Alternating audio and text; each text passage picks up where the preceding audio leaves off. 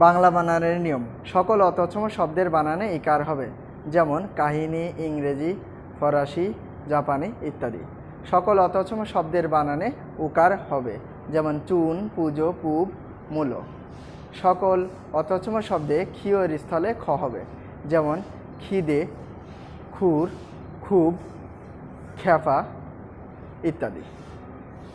ভাষা ও জাতিবাচক শব্দে ইকার হবে, যেমন ফিলিস্তিনি, আফগানি, ইরানি, জাপানি, টার্কিশ ইত্যাদি।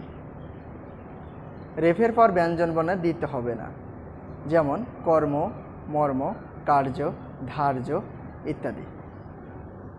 একারান্ত সম্ভাষণ সূচক শব্দে মূর্ধন্য ষ হয়, যেমন প্রিয়বরেষু, সুজনেষু, প্রীতিভাজনেষু, শ্রীচরণেষু ইত্যাদি।